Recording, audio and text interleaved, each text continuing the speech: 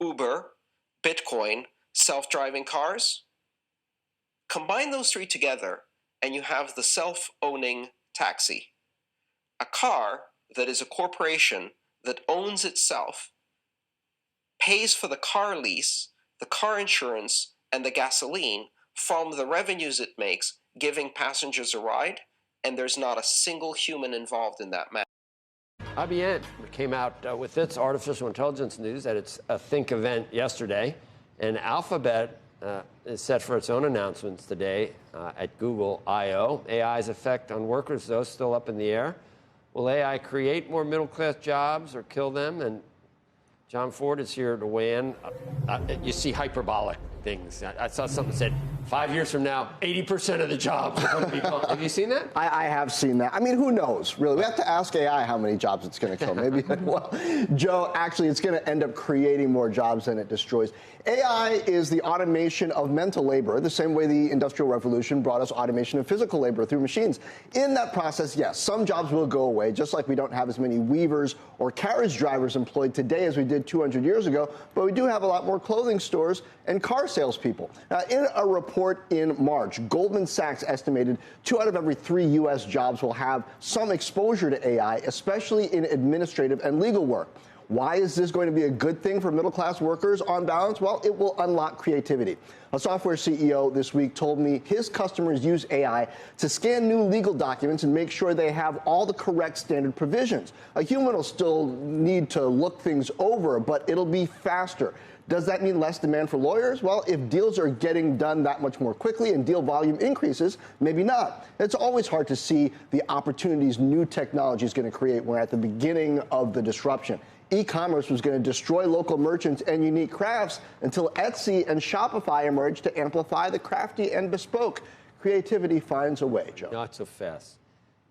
Is there a chance we could use or need fewer lawyers? I mean, is that a possibility? Shakespeare long ago was gunning for that outcome as well. You can make fun of them until you need one. Then you better get then you want a good one, as we've seen this week. So right?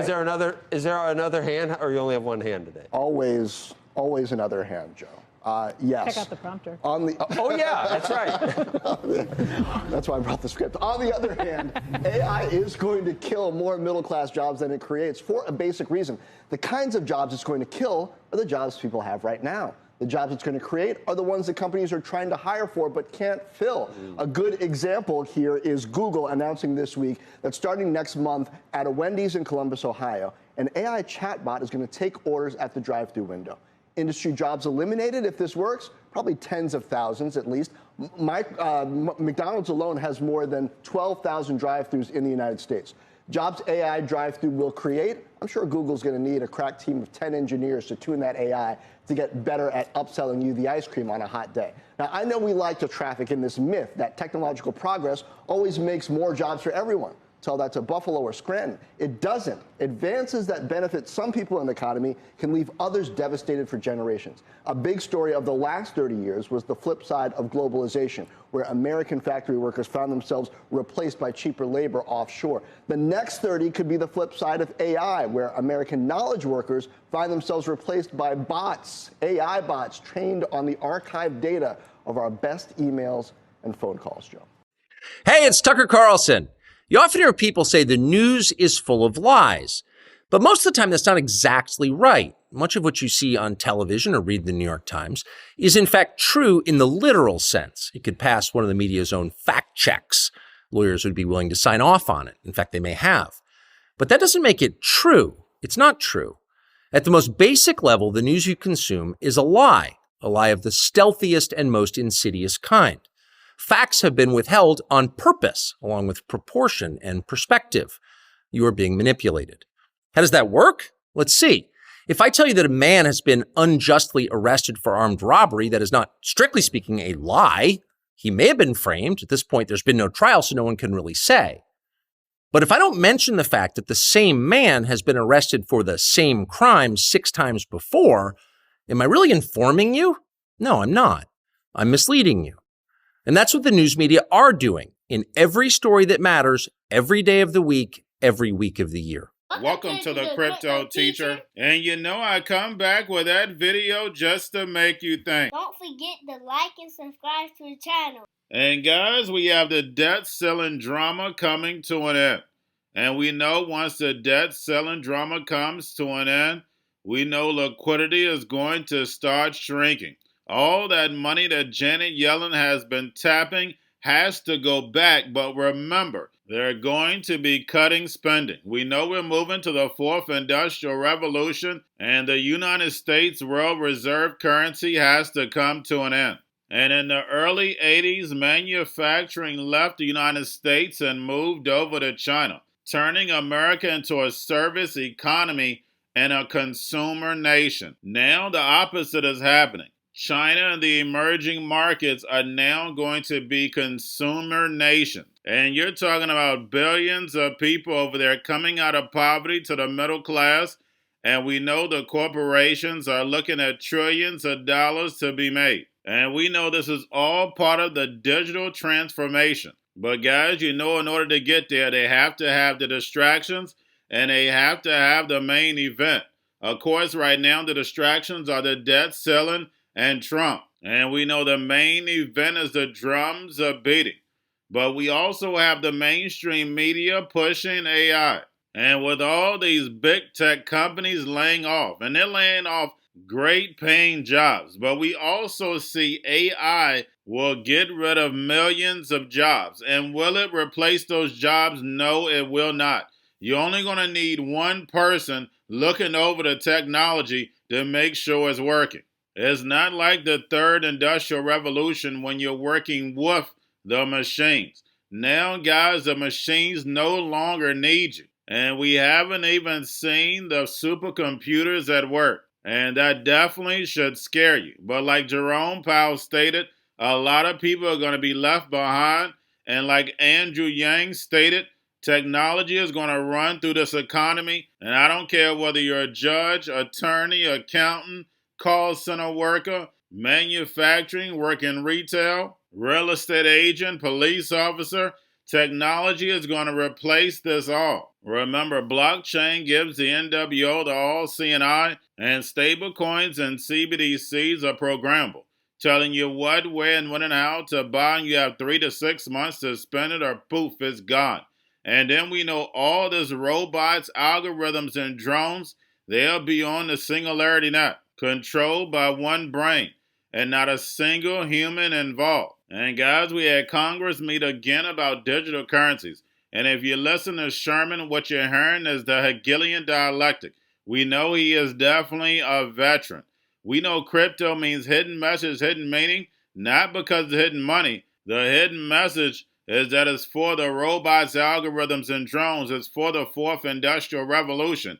And none of these Congress people are going to tell you that because they know majority of people are going to get displaced in this new economy. They don't want you to get ready and take advantage of it.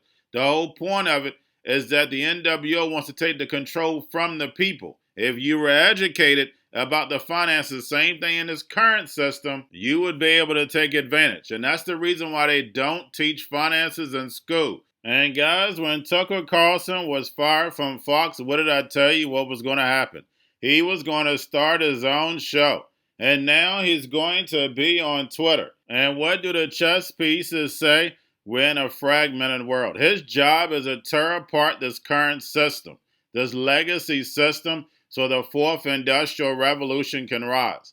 Where basically you're going to have social credit, social shopping, social working. He's going to play the Hegelian dialectic in order to get us moved over to the NWO's agenda. And remember, the crypto teacher told you because he knows. When it comes to the New World Order, it's all planned out. You have a wonderful day. The basic question is, should we allow cryptocurrencies to go forward in the United States? The purpose of our capital markets for working American families is to finance factories and businesses where they can work at blue and white collar jobs and create products that help them in their daily lives. The purpose of our capital markets is to harness the animal spirits, the willingness to invest, and to fund housing and factories and jobs. What this does is it diverts that to something that is a system of a new hidden money system. It says so right in the name. Cryptocurrency literally means hidden money. And to create a tool that has its announced purpose by its most prominent supporters to defeat our sanctions laws, to defeat our tax laws. And it's not that all of you who are in this industry are unwilling to abide by our sanctions laws and our tax laws. It's simply that you think you can make billions of dollars by building a valuable tool for those who do want to cheat on our taxes and do want to evade our sanctions laws and our money laundering laws. We're told, we're gonna fear of missing out. Other countries could get ahead of us. Peru is ahead of us in cocaine cultivation. China is ahead of us in organ harvesting, and the Cayman Islands is ahead of us in innovative tax haven fraud. I do not see the need to catch up.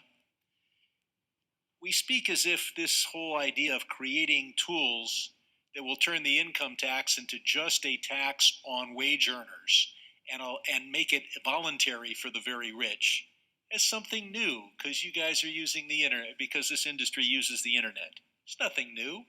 We had tax evasion tools last century, and we blocked them.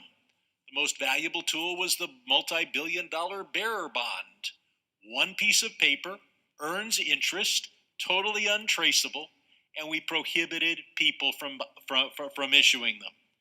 We, of course, have a $100 bill. It's worth $10 from what it was 100 years ago.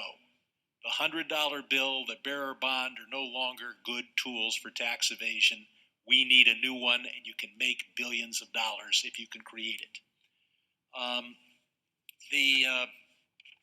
All the money and power in this town is on the side of the crypto billionaire bros. There's no lobbyist in this town. There's no executive. Nobody's making $1 million to advocate for tax enforcement. Nobody is being paid to make sure that we enforce our sanctions laws and our money laundering laws. At least not to be lobbyists and not to make millions. And I think it was Mr. Kasten who reminded us of Sam Bankman-Fried. He still haunts these halls.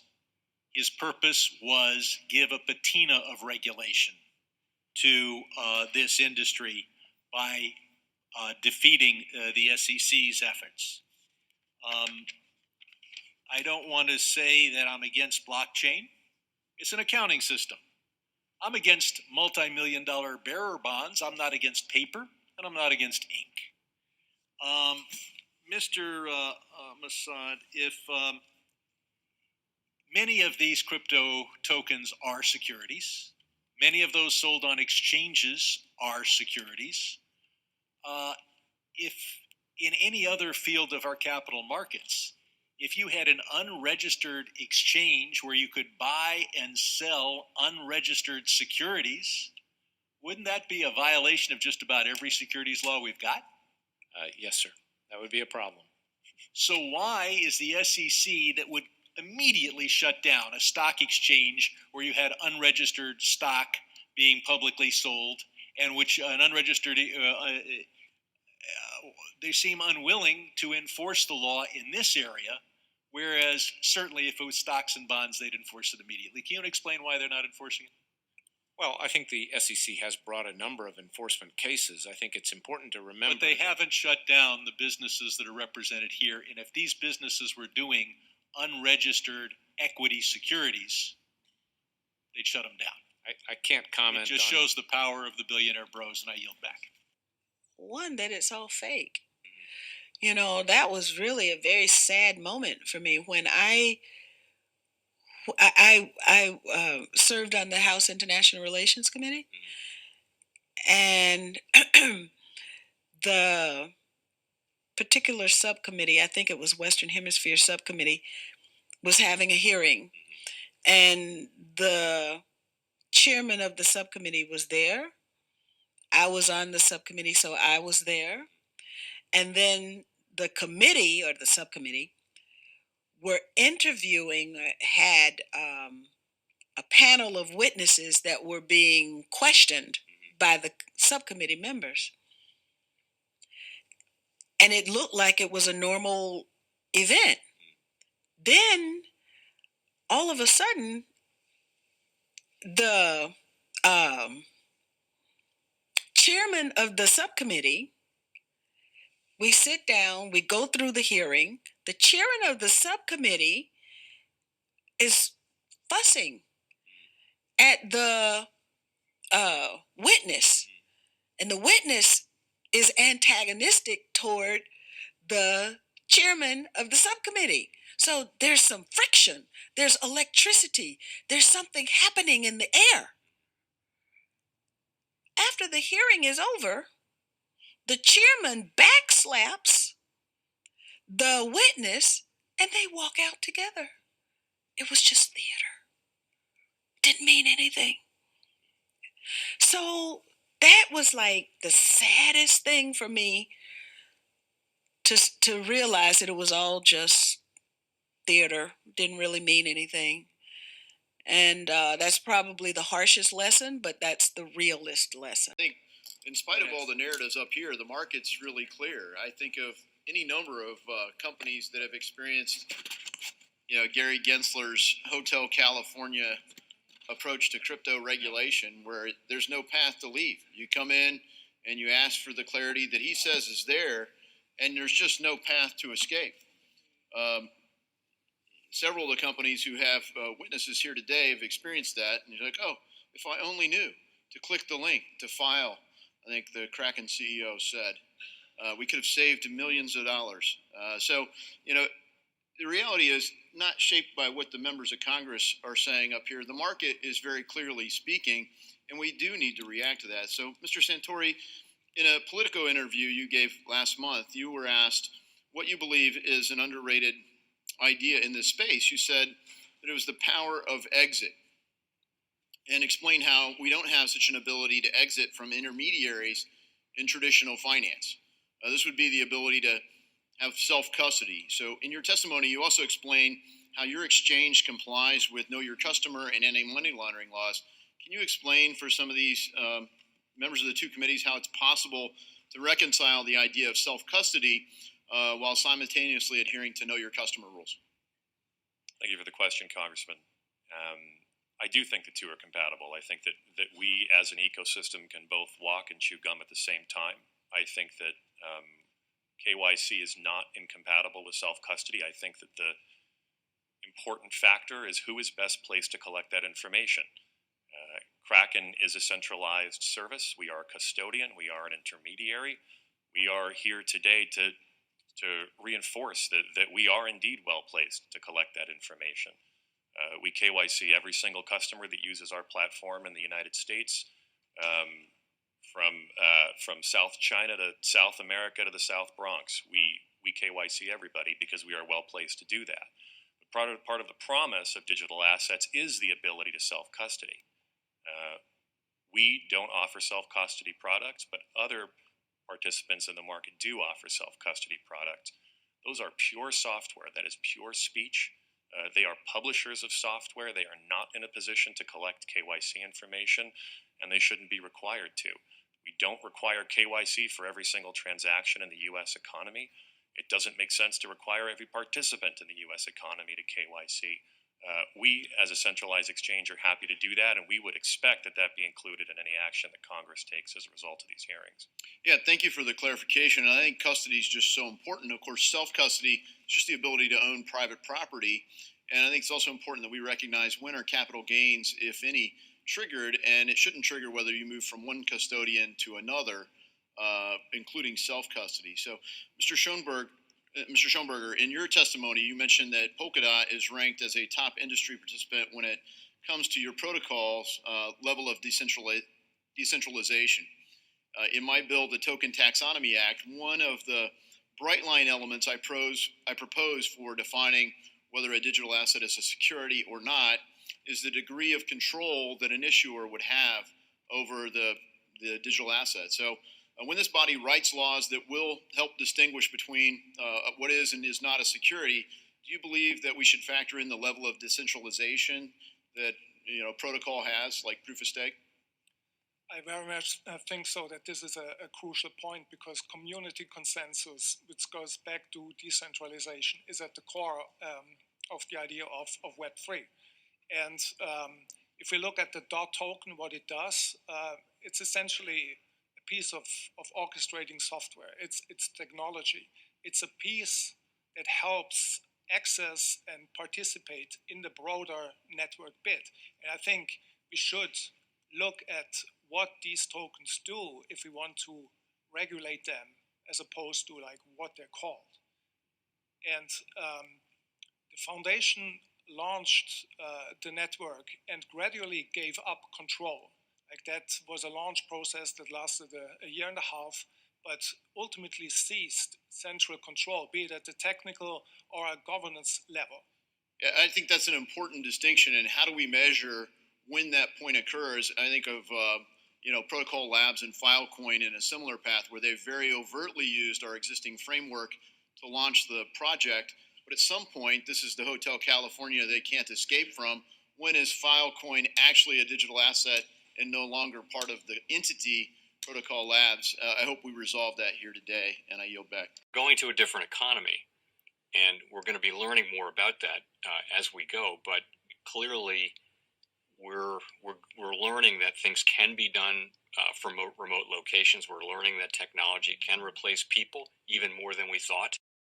We're not going back to the same economy. We're recovering, but to a different economy, and it'll be one that is more leveraged to technology. And I worry that that is going to make it even more difficult than it was for many workers. In Silicon Valley, and my friends who work in technology know that what we did to the manufacturing workers, we are now going to do to the retail workers, the call center workers, the fast food workers, the truck drivers, and then even bookkeepers, accountants, insurance agents, lawyers, and on through the economy. So what happened to the manufacturing workers is a very clear sign. And so we'll import Chinese-based CBDC technology. So it's going to be CBDC in a box provided to you by the People's Bank of China. Cryptoteacher and the New World Order book, plus the 3 kids books. It's time to re-educate. Also, new to cryptos, Coinbase, Bitrue, Binance. Do not forget book links and crypto links are in the description. The stock channel, guys. Don't forget to go like, subscribe, spread everywhere. You have your Kobo, your chip stocks, your banking, your gaming. While everybody's sitting at home, get home stocks, the Seaver, the biotech stocks.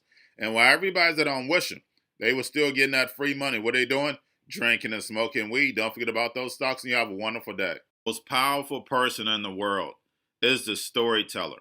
The storyteller sets the vision, values, and agenda of an entire generation to come. Steve Jobs. And guys, you know I truly believe in this. When you look at the New World Order, they're the storytellers. And that's the reason why I wrote my New World Order book.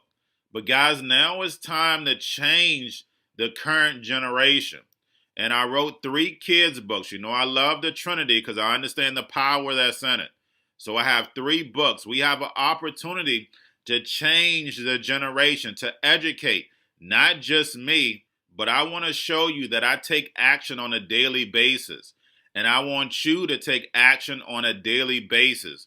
Whether it's your job, whether it's in your community, we have an opportunity right now to educate the masses. I posted this on my Twitter account. Please share, but this is a short clip of the 3 books. There's going to be a clothing line and action figures. Please get these books for your kids, nephews, cousins, friends, so therefore we can start the re-education now.